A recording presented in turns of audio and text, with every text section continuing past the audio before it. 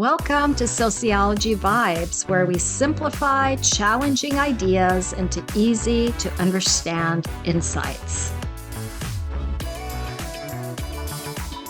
Today, our focus is on the explanation of research ethics and their role in how sociologists conduct research.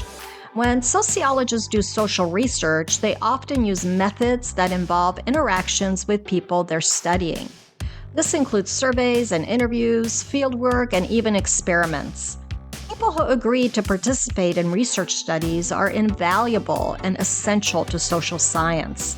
They offer their time, their experiences, and often very personal parts of their lives. Sociologists and all scientists have a responsibility to do the right thing when it comes to avoiding harm and deception and maintaining confidentiality. This is where research ethics comes in. When researchers interact with people for the purpose of making their research findings public, there is a formal process they must follow. Most research organizations, including universities, hospitals, government, and private agencies, use institutional review boards, or IRBs, or similar review boards to make sure studies are conducted ethically. An IRB is made up of a group of neutral researchers who review research proposals prior to scientists being allowed to begin their studies to ensure the research plans follow ethical guidelines. Ethical considerations are not set in stone. Rather, they are guidelines, and therefore members of an IRB committee must act in a neutral manner to weigh the risks of harm to research subjects versus benefits to society. The National Research Act was passed by Congress in 1974 and signed into law, which led to the creation of IRBs to oversee research involving human participants. This law was influenced by the civil rights movement and countless victims who were subject to abuse in the name of science in previous decades and generations. A few years later, a commission defined ethical guidelines for research involving human participants in what was referred to as the Belmont Report. Sociologists additionally abide by research ethics outlined by the American Sociological Association. Let's look at the most basic IRB ethical considerations. Informed consent. Participants have the right to know and must be made aware of the goals of the research study, including its risks, and participants must be provided with resources should any physical or psychological harm occur to them. Sometimes, when informed consent is not possible, it is up to the IRB to decide as to whether to proceed beyond the research proposal. Legal guardians give informed consent for children. A violation of informed consent could be asking respondents to take a survey, but not sharing what the survey is about, how the answers will be used, or who will use them. Voluntary participation. Participants cannot be forced into research studies.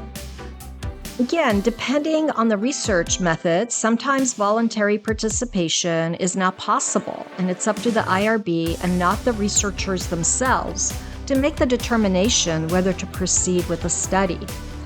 Even though the study, participants have the right to stop, no questions asked. No one can be pressured, made to feel guilty, or made to feel like they're missing out. Confidentiality.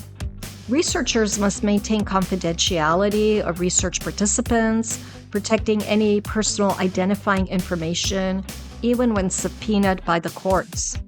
Often this involves keeping data locked in a secure cabinet and place, and shredding original survey questionnaires, audios, video, or transcripts upon the completion of the study. Do no harm.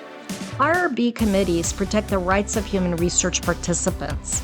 IRBs will scrutinize studies much more closely when proposals involve vulnerable populations, for example, children, pregnant women, prison inmates, illiterate or functioning illiterate populations, people who are homeless, people living with mental illness, etc.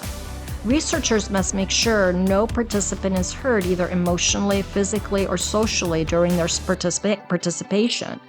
Even if a study seems harmless to the researchers, it could bring up painful memories, cause stress, or get someone in trouble. Sociologists think carefully about what they ask, how they ask it, and how to protect people during and after the study. IRBs require researchers to provide access to free assistance should participants experience unintentional harm. Do not deceive. When a research design or proposal requires deception, researchers must debrief research participants after the completion of data collection. Depending on the research method, sometimes the debriefing of participants is not possible, and it is up to the IRB to make the determination as to whether to proceed. There are more ethical considerations that involve academic and research integrity, the presentation of data in a non-misleading manner, for example, leaving out some findings, making research findings public, disclosing the study's funding, and any possible conflicts of interests. Sociologists can't make up results or hide data just because they don't like what they find. For researchers and sociologists who are only working with existing data, for example, the U.S. Census data, or existing documents like medical records or police reports, these research integrity guidelines are also applicable. Informants are an important component of some research studies because they introduce researchers to the population of study, including subcultures, countercultures, social environments, etc. They are a bridge to the population under study and can help with breaking down the barriers of trust that might exist. Informants must also be disclosed to IRB committees.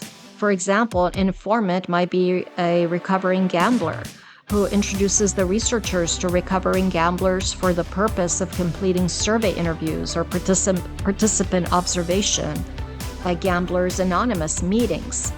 Understanding research ethics helps us recognize that studying society comes with responsibilities. And should we be asked to participate in research, we already know our rights, including the right to be informed, to say no, and to be treated with respect.